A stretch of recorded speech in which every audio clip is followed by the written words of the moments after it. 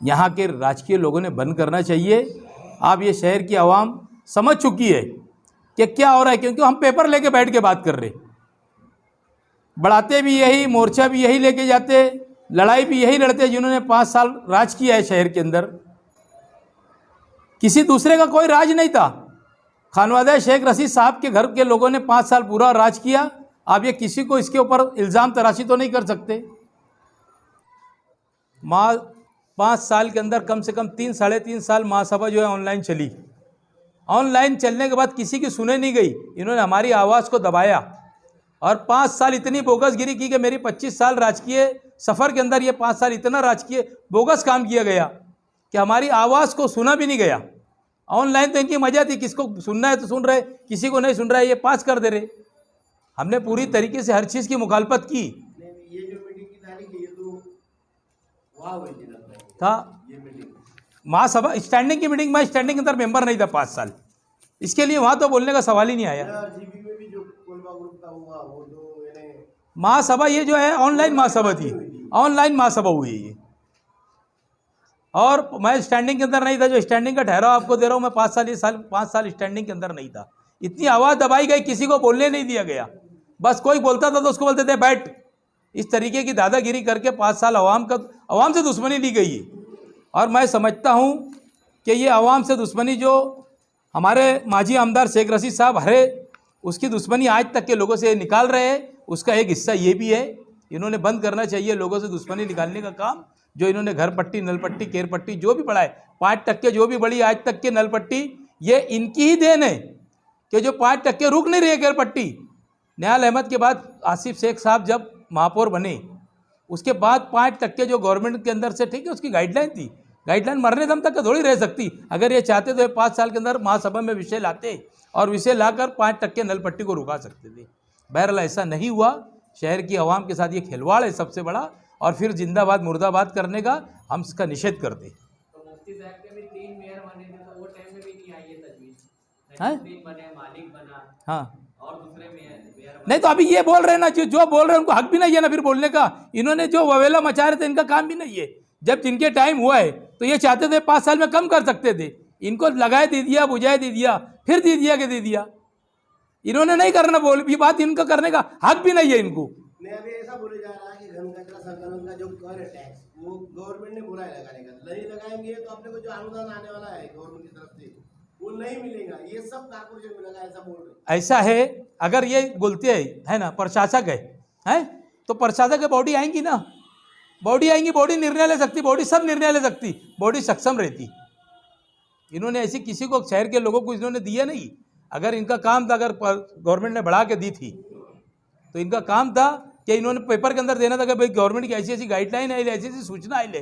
पूरे शहर के अंदर तुम चल के देखो, आज हालत इतनी खराब है कि एक गटर को 2 दिन के बाद 3 दिन के बाद भी अगर साफ किया जाता, 15-15 दिन सफाई कामगार नहीं है। कचरे का अंबार लगा है गाँव के अंदर, पूरे रोड रास्ते खंडर हो गए गाँव के। इसका जिम्मेदार कौन है? हमेशा घान कचरे का जो कंपनी को दिया गया था, वाटर गिरेज कंपनी को, जब जब उसका विषय लिया गया कि भाई इसको ब्लैक लिस्ट कर देने का, इसका ठेका रद्द कर देने का, सिर्फ उसको डराया धमकाया गया, सिर्फ तोड़ी के लिए, पैसे के लिए। मेरा सरासर इल्ज़ाम है, मैं बोलता हूं कि इन्होंने पैसे के लिए उसको डराया धमकाया गया और हमेशा उसका विषय लेकर उसको आगे ढकेल दिया गया। आज तक इन्होंने उसके ऊपर कोई कार्रवाई नहीं की है। शहर के अंदर चल के देखो, बीमारी फैल रही है, पूरे शहर के अंदर कचरे का अंबार लगा हुआ है। सब इन्हीं की देन है, जो कल तक के 5 साल जिन्होंने इख्तिदार के ऊपर रहे, इनका ही काम है जिन्होंने ये किया है। के ऊपर देगा, देखी में देगा। ये पूरी महासभा के अंदर इतना देखिए आपने, कितना झगड़ा हुआ महासभा के अंदर। क्या इन्हों से ईसा खानवादा ऑनलाइन महासभा छोड़ के वहाँ पर आ गया? वो हमारा काम नहीं है, हमको आगे झगड़ा करने का, ये नहीं करने का। हमने इज्जत और एहतराम से 5 साल रहा। शेख रशीद साहब जब ऑनलाइन महासभा छोड़ के ऐसे भी चलाते थे ना महासभा, तो किसको बोलने नहीं दिया गया, बोलते थे बैठ। ये कोई बात थोड़ी थी। और जो भी शहर के अंदर हालात जितने खराब हुए, जितना करप्शन शहर के अंदर हुआ, उसके जिम्मेदार शेख रशीद साहब अकेले। पूरा शहर देखता था, पत्रकार लोग नहीं देखते थे, किसी को बोलने नहीं दिया जाता था। कोई बोलता था तो उससे झगड़े का मूड बना लेते थे। ये कोई बात थोड़ी थी। यानी किसी को बोलना नहीं है क्या? कानून नहीं है क्या कोई चीज़ का? डॉक्टर बाबा साहेब अम्बेडकर का कानून है तुम किसी का आवाज़ दबा नहीं सकते, हर आदमी को बोलने का ये। इन्होंने कभी किसी को महासभा में बोलने नहीं दिया, जिसकी वजह से ये सारी चीज़ आज सामने आई है जो आ रहे हैं सबसे। वहाँ पर जो लोग आज बरसर इक़्तिदार हैं, शहर के एमएलए मुफ्ती इस्माइल साहब अगर अपने एरिया में वो हॉट मिक्स का ये काम कर रहे हैं, अच्छा उनको इस बात की जानकारी नहीं, ऐसा तो नहीं है, उनको जानकारी, हम लोग 3 महीने से इसके लिए पूछा है कि एक हॉट मिक्स ना बनाते हुए वहाँ पर एक अच्छा काम हो, सीमेंट रोड हो और एकदम मियारी काम ऐसा हो कि लोग बोले कि नहीं ये बरसों की तकलीफ दूर होगी, उसमें थोड़ी देर समय हो रहा है जी, वहीं पे शुरू कर रहे हैं जहाँ से हमारा ऐलान है वो स्लाटर हाउस से उसको शुरू कर वो एक हिस्सा कर रहे और वो सबसे बड़ी गलती कर रहे। हमको जब कलेक्टर साहब ने इसकी रोड की मंजूरी दिया तो मैं आपको प्रेस कॉन्फ्रेंस में बता देना चाहता हूँ, उन्होंने हमको आटी शर्ती डाल के मंजूरी दिया। किसी ने भी, अल्लाह उसको अच्छा रखे, कोई बात नहीं है, जो भी करता अल्लाह की मसलियत रहती है, हमारा तो ईमान है। उन्होंने कलेक्टर साहब को फ़ोन करके बोले कि इस रोड की मंजूरी मत दो, यहाँ पर भुयारी गटर आने वाली है। कलेक्टर साहब ने जब कमिश्नर साहब को बोले कि यार ऐसी बात का मुझको यहाँ पर फ़ोन करके किसी ने बताया तो उसका मामला क्या है, तो उन्होंने फिर मीटिंग के अंदर जाके उसको पूरा ये किया कि साहब ऐसा नहीं है, और ठीक है अगर ऐसा भी होगा तो हमको आटी शर्ती के अंदर जो कलेक्टर साहब 5 जिले के जो ये रहते विभाग आयुक्त, तो वो मीटिंग के अंदर उन्होंने हमको जो मंजूरी दिया, वो मंजूरी के अंदर उन्होंने ऐसा डाल के दिया कि उसके अंदर कारपोरेशन अपने खर्चों से पाइपलाइन डाले। पाइपलाइन का मंजर जो ये है कि भाई आप क्रॉसिंग पाइपलाइन डाले रोड के ऊपर, तो उसका 24 लाख रुपए का टेंडर भी है।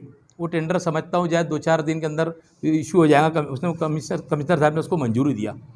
तो अगर वो पाइपलाइन डालकर हम सीमेंट रोड का काम चालू करते और कल मुस्तकबिल के अंदर अगर गटर अपना भुयारी गटर का काम भी आता, तो मैं समझता हूँ कि साइड के अंदर वो पाइप डालकर उसको जोड़ दिया जाएगा और वो रोड फूटेगा नहीं।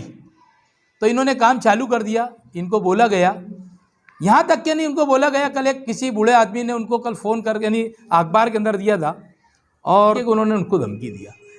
आज अगर ये 50 लाख रुपये का काम होता है, जो हार्ड मिक्स का रोड का काम कर रहे हैं, ये पैसा भी पानी में ही जाएगा।